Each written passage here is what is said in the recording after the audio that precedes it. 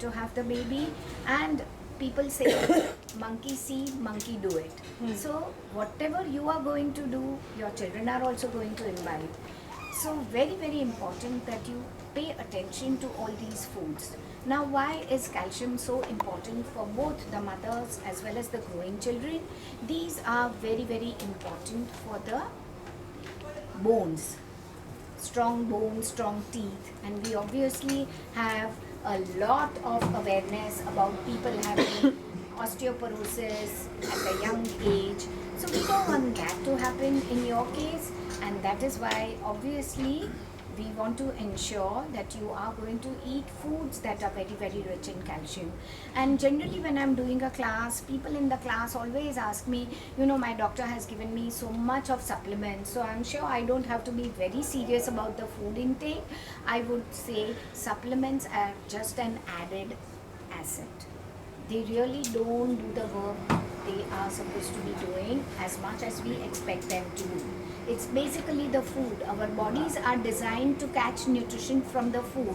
So if we do not consume the right quantity of food and just rely on taking all these tablets and giving us the nourishment, it is not going to work. So I insist that mothers pay a lot of attention, and every meal, especially today's mothers, need a lot of energy. You are not the mothers who are going to be sitting at home all the time where you can rest and you can stretch out whenever your body wants to. No, you cannot do that. You definitely need more energy, and that is why proteins should be added to every meal that you are consuming, whether it is for mothers or for children. And the protein sources give us enough energy to function during the day. Those of you who feel very lethargic, the children who get so tired, they come and complain to you after playing in a playground for 2 hours. These are the kids who are lacking protein in their diet. So right from the onset, if the mother is very, very particular about including these foods, it becomes easier for the child to grow and bounce around and be bubbly all the time. I mean, at the end of the day, every parent wishes that the child should be smiling and not cribbing and crying all the time, right?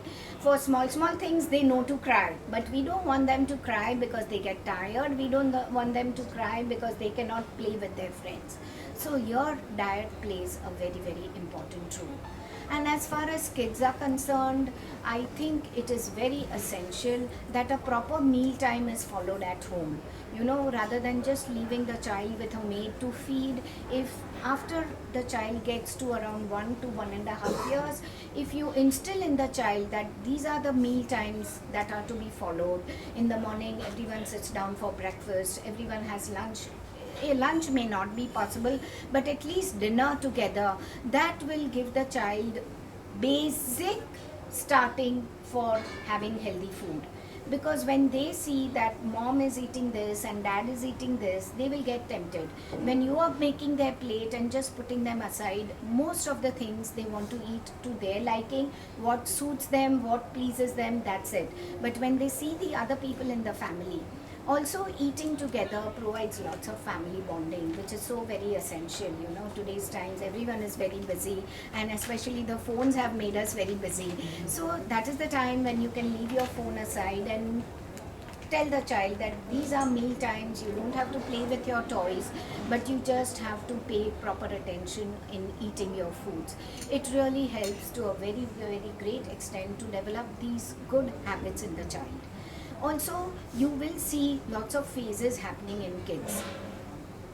A couple of months they are eating very well, and suddenly you feel that they become very fussy and they don't want to eat, and they throw their tantrums, and that is the time when you just do not really insist too much, because they are not interested in food all throughout their growing period.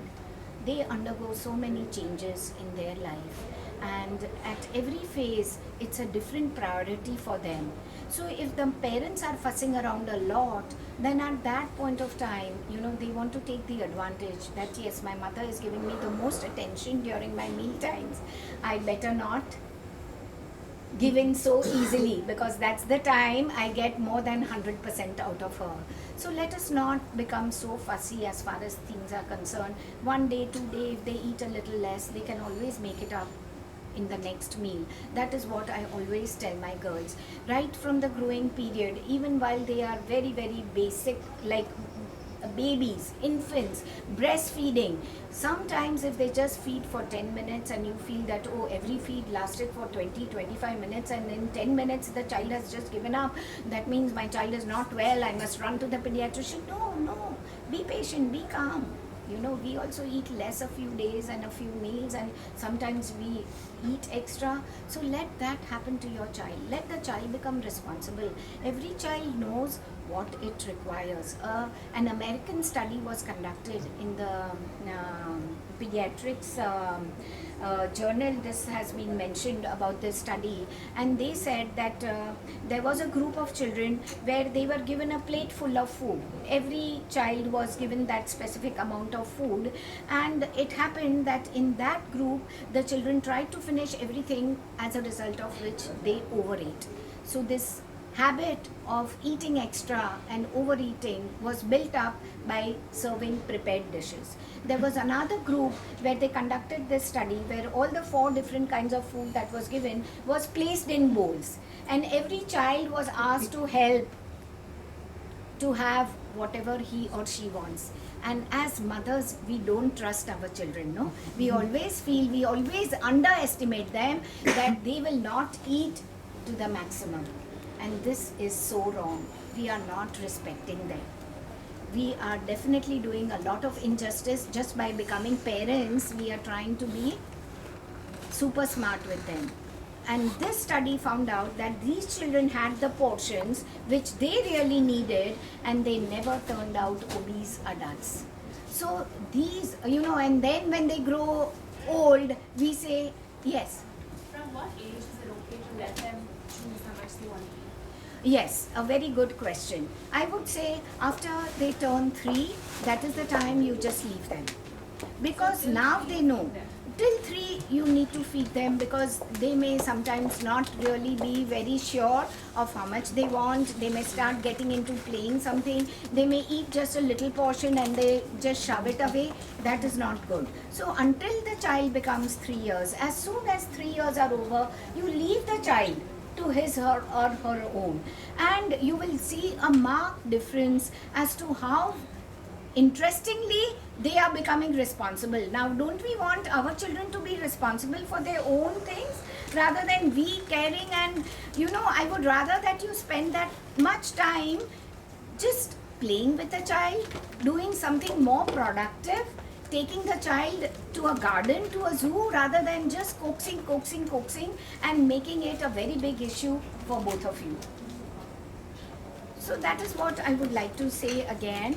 And of course, the most important thing as far as mothers who are expecting the babies are concerned, we were talking about fiber. Now, since you people have started eating, we've started eating a lot of Western food. We are not against Western food at all.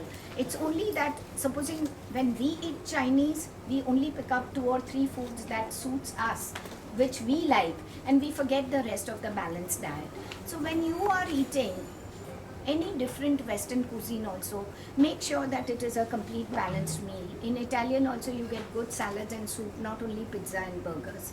Same goes likewise with Chinese or any other cuisine. Make sure it's a balanced diet, and then you can eat everything that you prefer. I have never considered pregnancy as a punishment to the mothers. They are bringing a child to the family, and the family members insist that you are not supposed to eat this and you can't have this and you only eat this. I think that is very, very wrong. Let them enjoy. Let them eat whatever they feel like, as long as they understand that these are the foods that are good for me, good for the baby. And that is it. Anything else?